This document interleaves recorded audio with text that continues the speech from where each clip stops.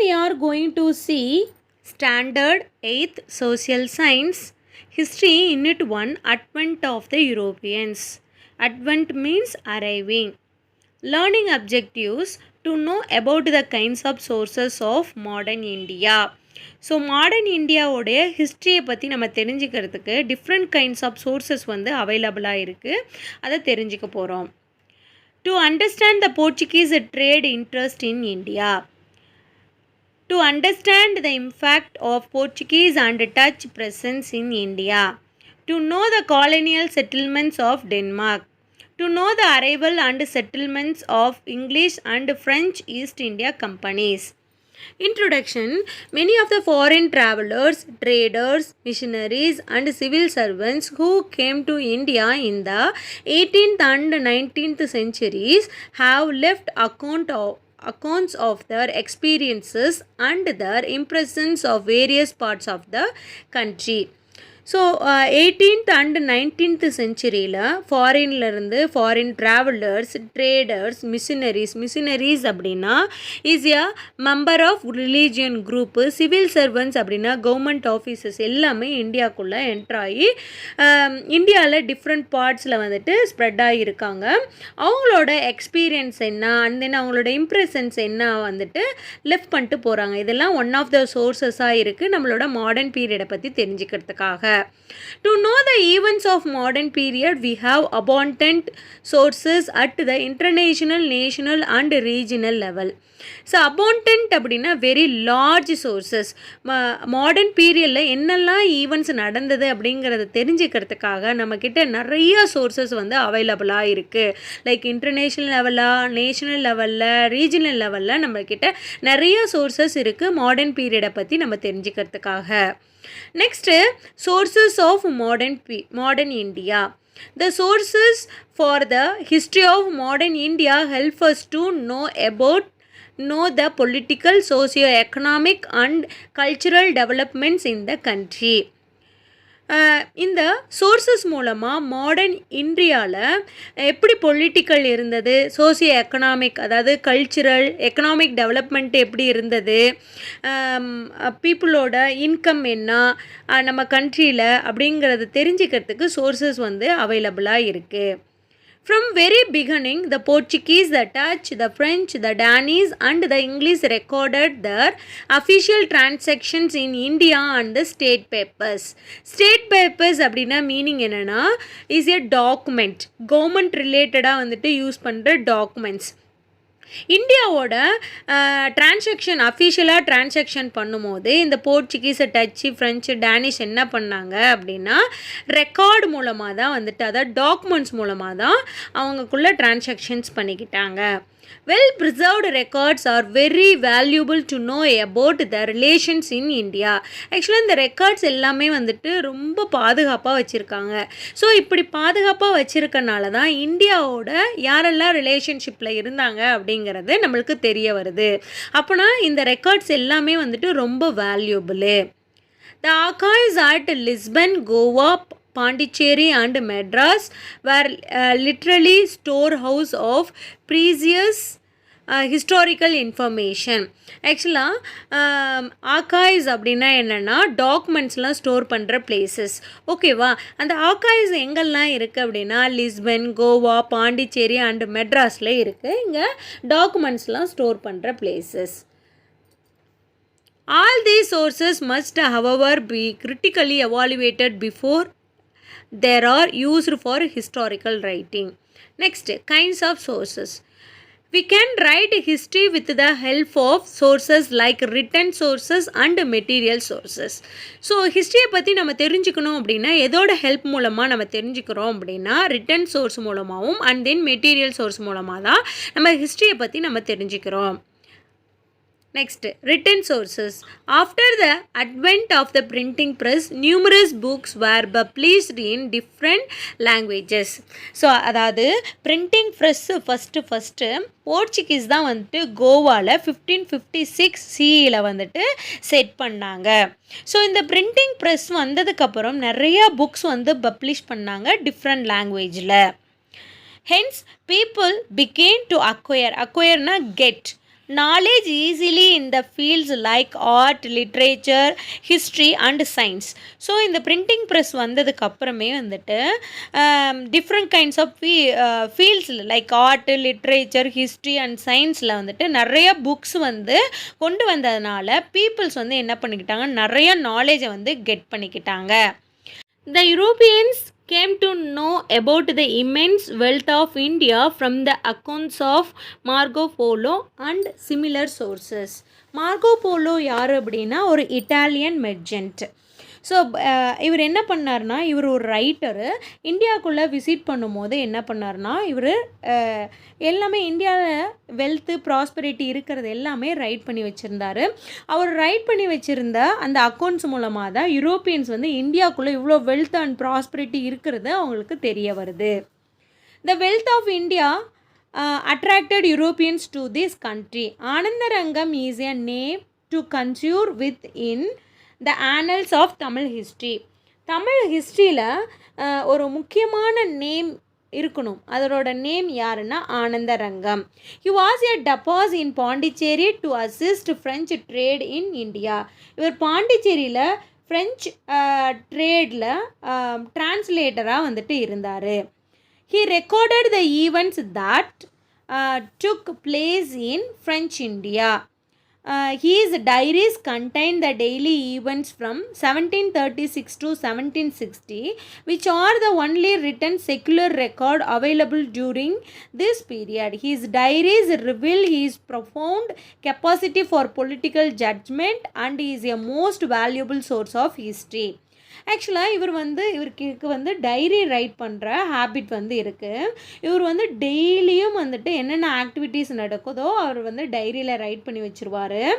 So அப்போது 1736 1760 வரலும் என்னென்ன நடந்ததோ டெய்லி ஆக்டிவிட்டீஸை அவரோட டைரியில் வந்து ரைட் பண்ணி வச்சுருந்தார். ஸோ இதுதான் வந்துட்டு ஒரு இம்பார்ட்டண்ட் ஒரு சோர்ஸாக வந்துட்டு இருந்தது. மாடர்ன் பீரியடில் பொலிட்டிக்கல் ஜட்ஜ்மெண்ட் எப்படி இருந்திருக்குன்னு சொல்லிட்டு தெரிஞ்சுக்கிறதுக்கு ஒரு இம்பார்ட்டண்ட் சோர்ஸாக வந்து இருந்திருக்கு. Written sources include literatures, travel accounts, diaries, autobiographies, pamphlets, government documents and manuscripts. Written sources literatures, travel accounts.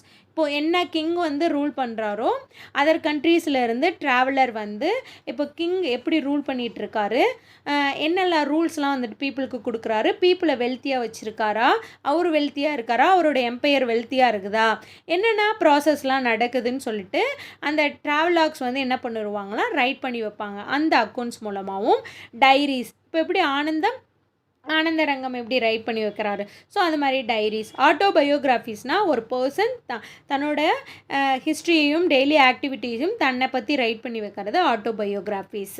Pamphlets அப்படிங்கிறது ஒரு சின்ன ஒரு 2 or 4 பேஜஸில் வந்துட்டு எல்லா இன்ஃபர்மேஷனும் கொடுப்பாங்க இல்லையா, அது பேம்ப்ளெட்ஸ். கவர்மெண்ட் டாக்குமெண்ட்ஸ், மேனுஸ்கிரிப்ட்ஸ் அப்படின்னா ரிட்டன் பை ஹியூமன். ஸோ இது எல்லாம் தான் வந்துட்டு ரிட்டன் சோர்ஸஸாக வந்துட்டு அவைலபிளாக இருக்குது. Next archives. This is the place where historical documents are preserved. ஆக்சுவலாக ஆர்கைவ்ஸ் அப்படிங்கிறது ஒரு பிளேஸு, எல்லா ஹிஸ்டாரிக்கல் டாக்குமெண்ட்ஸையும் ப்ரிசர்வ் பண்ணுற பிளேஸ் தான் archives. The national archives of India is located in new Delhi. So national NAI national archives of India எங்கே locate ஆகிருக்குன்னா நியூ டெல்லியில் வந்துட்டு லொக்கேட் ஆகிருக்கு. It is the chief storehouse of the records of the government of India.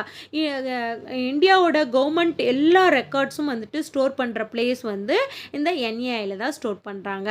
It has main source of information for understanding fast administrative machinery as well as guide to the present and future generation related to all matters.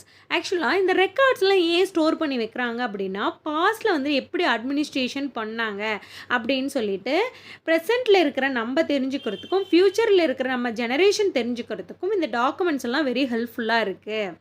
It contains authentic evidence for knowing the political, social, economic, cultural and scientific life and activities of the people of India.